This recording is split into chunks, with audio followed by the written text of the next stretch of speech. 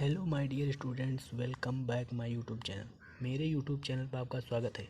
जैसा कि आप मेरी वीडियो 3 ऑलरेडी देख चुके हैं, मैं ये आपके लिए 4th वीडियो लेकर आया हूँ, जो कि इसमें मैं 5 बहुत ही महत्वपूर्ण प्रश्न बताऊँगा आपको। और मेरी 3 ऑलरेडी वीडियो देख चुके हैं, जिसमें मैंने 2 वीडियो में बहुविकल्पीय सारे इंपॉर्टेंट ख़त्म कर दिए हैं, और तीसरी वीडियो में मैंने 3 क्वेश्चन बताए थे बहुत इंपॉर्टेंट। और मैं ये चौथी वीडियो लेकर आया हूँ, इसमें बहुत ही इंपॉर्टेंट 5 प्रश्न मैंने सिलेक्ट किए हैं जीवों में जनन चैप्टर से। फर्स्ट चैप्टर है बायोलॉजी का, तो हम लोग चलिए देख लेते हैं कौन से क्वेश्चन है। 5, जनन किसे कहते हैं और यह जो है कितने प्रकार का होता है। ठीक है, जनन कितने प्रकार का होता है और उनका वर्णन करना है, मतलब जनन कितने प्रकार का होता है। ठीक है, इसका वर्णन करना है। जनन देखिए 2 प्रकार का होता है। ठीक है, कौन कौन सा? लैंगिक, अलैंगिक सभी लोग जानते होंगे। तो चलिए देख लेते हैं लैंगिक जनन में क्या है। इस प्रक्रिया में नर व मादा का होना आवश्यक होता है और इनके युग्मकों का संलयन होता है, जिससे एक नए जीव की उत्पत्ति होती है। इसे ही हम लैंगिक जनन कहते हैं। लैंगिक जनन में नर या मादा की आवश्यकता जरूर होगी। ठीक है, इनके युग्मकों का संलयन होगा। ठीक है, तब जाके नए जीव की उत्पत्ति होगी। ठीक है, ये हमारा लैंगिक जनन हो गया। बहुत ही ईजी शब्दों में मैंने लिखा है। चलिए अलैंगिक जनन देख लेते हैं। इस प्रक्रिया में केवल एक ही जीव अपने समान जीव को उत्पन्न करता है। इसी प्रक्रिया को हम लैंगिक जनन कहते हैं, अलैंगिक जनन कहते हैं। ठीक है, इस प्रक्रिया को मतलब इसमें एक ही जीव होगा। ठीक है, उसमें तो नर व मादा होते थे, दोनों होते थे, आवश्यकता होती थी। इसमें सिर्फ एक ही जीव होता है और अपने समान जीव को उत्पन्न करता है। इसी प्रक्रिया को हम अलैंगिक जनन कहते हैं। ठीक है, आशा करता हूँ ये क्वेश्चन आपको पूरी अच्छी तरीके से समझ में आया होगा। ठीक है, थोड़ा लॉन्ग है, ये लॉन्ग में पूछा भी जाएगा। ठीक है, चलिए अगला क्वेश्चन है, मोनोकार्पिक पादप क्या होते हैं, उदाहरण बताइए। ठीक है, मोनोकार्पिक पादप चलिए देख लेते हैं। बहुत इंपॉर्टेंट क्वेश्चन है। वह पादप जो अपने जीवन काल में केवल एक बार ही पुष्प व फल धारण करते हैं और वे फिर मृत्यु को प्राप्त हो जाते हैं।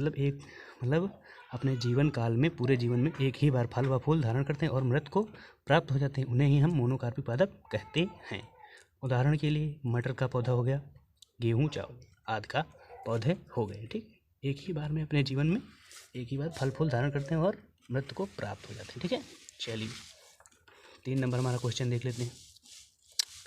पुनरुद्ध भवन क्या है। ठीक है, पुनरुद्ध भवन बहुत इंपॉर्टेंट क्वेश्चन, चलिए जान लेते हैं क्या है।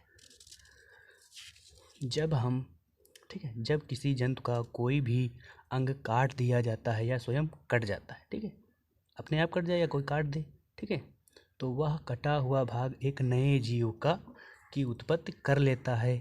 इसे ही हम पुनरुद्ध भवन कहते हैं। ठीक है, मतलब कोई भी जीव है, स्वयं कट जाए या कोई काट दे, ठीक है, तो वह अपने आप जो कटा हुआ भाग है एक जीव का निर्माण कर लेता है। ठीक है, तो इसे ही क्या कहते हैं, पुनरुद्ध भवन कहते हैं।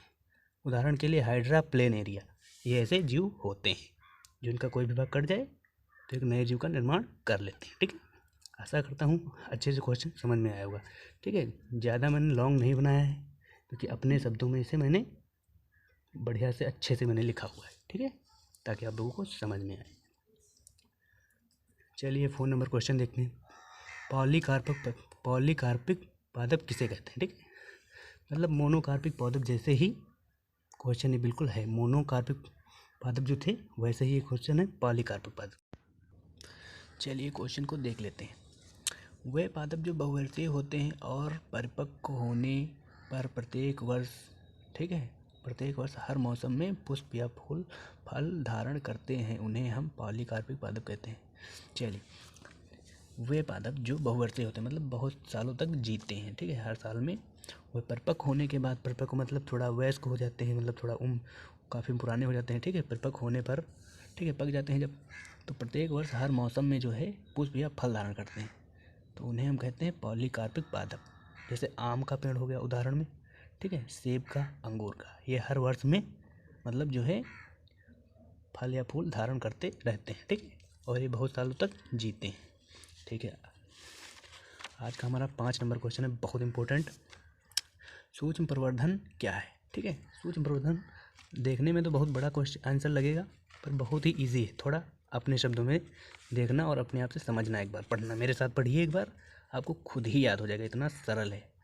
उत्तर है क्या, सूक्ष्म प्रवर्धन वह प्रक्रिया है जिसमें किसी पौधे को, ठीक है, कोई भी पौधा ले लेते हैं, किसी पौधे की कोशिकाओं या ऊतकों को, ठीक है, कोशिकाओं या उसके ऊतकों को लेकर प्रयोगशाला में ले जाकर एक पात्र में रखकर, ठीक है, एक पात्र में रखते हैं, प्रयोगशाला में ले जाते हैं, ठीक है, रखकर अच्छा वातावरण देकर पौधे को वृद्धि कराते हैं, ठीक, अच्छा वातावरण दोगे पौधे को वृद्धि करा देते हैं, ठीक है, मृदा में रोप दिया जाता है, वृद्धि करा के मृदा में रोप दिया जाता है, इससे नया पौधा तैयार हो जाता है, इससे नया पौधा तैयार हो जाता है।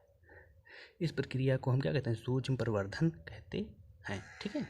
इसे हम अंतःपात्र के नाम से भी जानते हैं, ठीक है, इसे हम अंतःपात्र के नाम से भी जानते हैं। चलिए, आज के हमारे 5 क्वेश्चन इम्पोर्टेंट हो गए हैं।